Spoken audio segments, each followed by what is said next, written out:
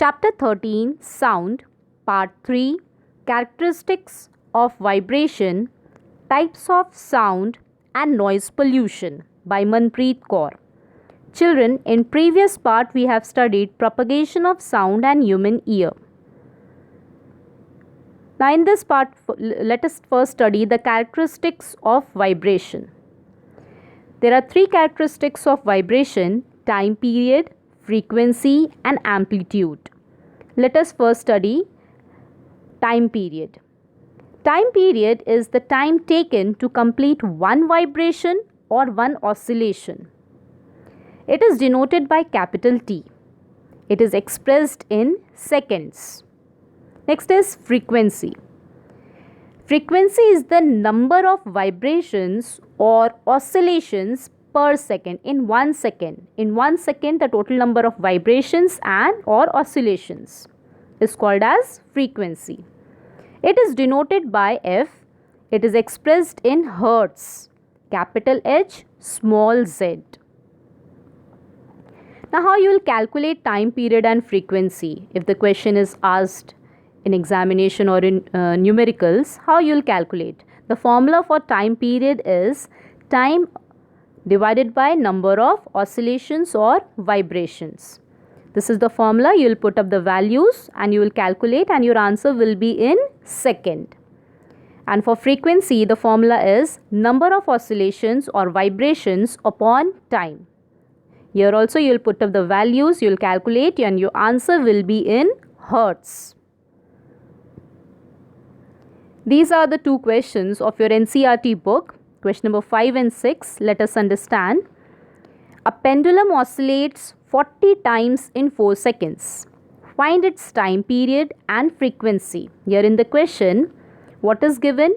Number of oscillations are given and time is given. And it is asked to calculate time period and frequency both. So first, in the solution, you will write the given part, that is number of oscillation is equals to 40. Total time taken is equals to 4 seconds. Then you will write the formula of time period, time upon number of oscillations or vibrations. You will put up the values 4 divided by 40 and you will calculate.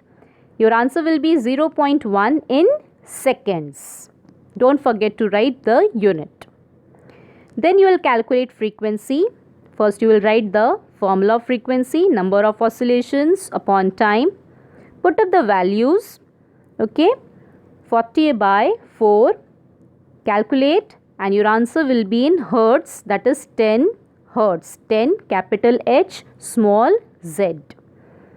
Question number 6 is the sound from a mosquito is produced when it vibrates its wings at an average rate of 500 vibrations per second. Per second means in 1 second. What is the time period of the vibration? So here only time period is asked to calculate. So first you will write the given part. Number of vibrations per second means in 1 second is 500. So time will be 1. Write the formula. Time period is equals to time upon number of vibration. Put up the values 1 by 500. Calculate. Answer will be 0.002 second. Third characteristic of vibration is amplitude. It is the maximum extent to which a vibrating body can vibrate. It is denoted by capital A. It is expressed in meter. Let us understand this with your NCERT book activity 13.11. Take a metal tumbler and a tablespoon or teaspoon, whatever.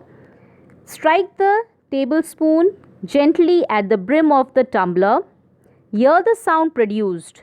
Now bang the spoon on the tumbler and hear the sound produced again. Is the sound louder when the tumbler is struck hard?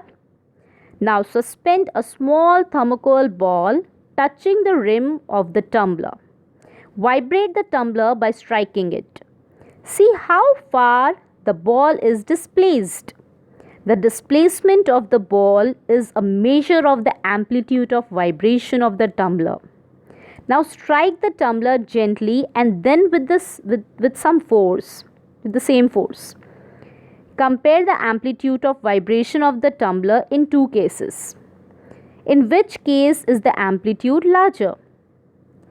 The sound produced is louder when the tumbler is struck hard. The amplitude of vibration of the tumbler is larger when the glass is struck hard. When we'll struck the glass hard, that time the amplitude of the vibration will be larger. So, thus the loudness of the sound depends upon the amplitude of vibration. Okay. So, let us understand loudness. So, loudness of the sound depends on the amplitude of the vibration. When amplitude is large, sound produced is loud. When the amplitude is small, sound produced is soft and feeble. The loudness of sound is expressed in a unit called decibel, small d and capital B. Now children, how can we distinguish sounds of same loudness of two persons if they are not near to us? In this case, frequency of vibration helps us. So the frequency determines the pitch or shrillness of sound. If the frequency of vibration is high, then sound is shrilled or a high pitched sound.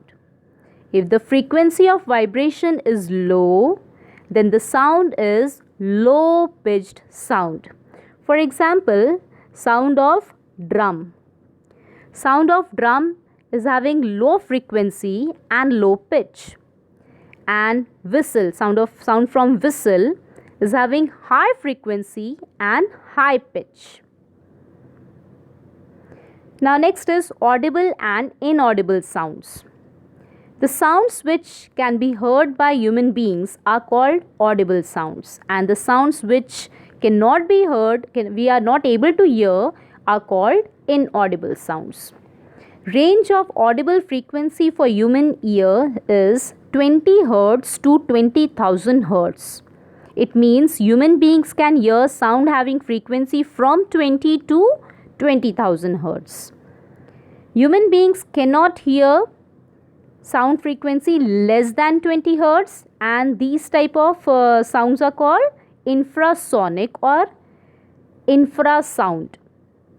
And also human beings cannot hear the frequency more than 20,000 Hz, which is called ultrasonic or ultrasounds. So inaudible to humans are the inaudible to units means 20 Hz, below 20 Hz. The sound below 20 Hz is inaudible to humans but audible to dogs, whales, elephants, etc. And sound above 20,000 Hz is also inaudible to human beings but audible to bats, dolphins, etc. Next is noise and music.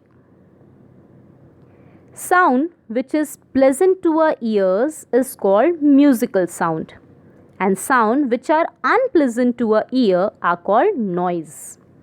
Now let us differentiate musical sound and noise. Musical sound is pleasant, smooth and agreeable to the ear, but noise is unpleasant, jarring and disagreeable to the ear. Musical sound is produced by periodic vibration which are regular and continuous, but noise is produced by irregular vibration which are discontinuous. There in musical sound there is no sudden changes in loudness and pitch of musical sound, but there are sudden changes in loudness and pitch of noise. Next is noise pollution. What is noise pollution? The presence of unwanted and excessive sound in our environment is called noise pollution. What are the sources and causes of noise pollution?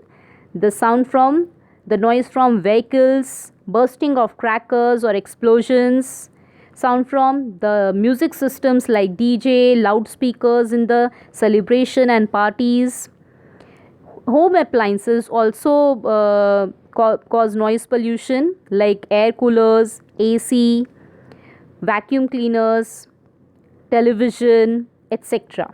These are the sources of noise pollution. Now, what are the harmful effects of noise pollution? Noise pollution may create many types of health related problems: lack of sleep, headache, stress, tension, and aggressiveness, irregular blood pressure, temporary or permanent loss of hearing, or prolonged exposure to this loud sounds. Okay. Next is measures to limit noise pollution. So first is silencing devices must be installed in aircraft engines, transport vehicles, industrial machines, and home appliances.